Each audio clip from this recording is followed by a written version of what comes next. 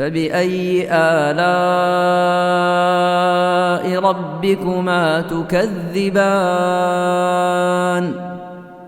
Baik, berikutnya pertanyaan dari grup Akhwat 5. Fatimah Ustaz bertanya, Ustaz, apakah perbedaan nazar dan juga niat? Itu bagaimana Ustaz? Saya pernah berniat di dalam hati akan berpuasa Senin dan Kamis sampai Allah memberikan saya keturunan.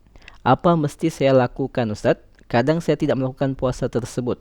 Apakah ini jatuh ke dalam hukum nazar bagi saya Ustaz?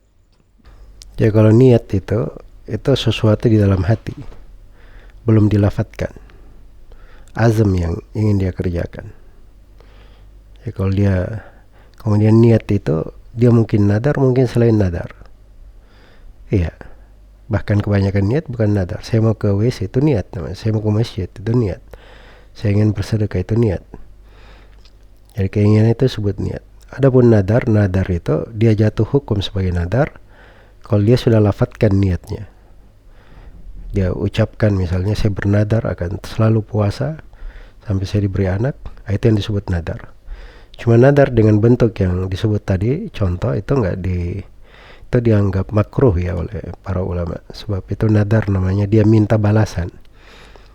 Dan Nabi SAW bersabda, innama yustakhraju minal bakhil.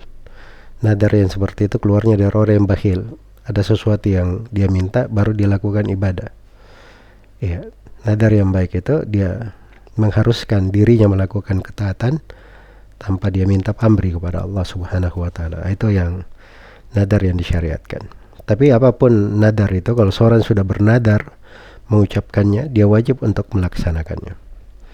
Kalau dia tidak laksanakan, ingin dia batalkan nadarnya karena dia misalnya tidak mampu, maka ada cara membatalkan nadar. Dia berpuasa 3 hari sebelumnya, dia memberi makan 10 orang miskin, atau memberi pakaian 10 orang miskin, atau membebaskan seorang budak. Kalau tidak mampu, maka dia puasa 3 hari berturut-turut. Semoga Allah memberi taufik kepada semuanya.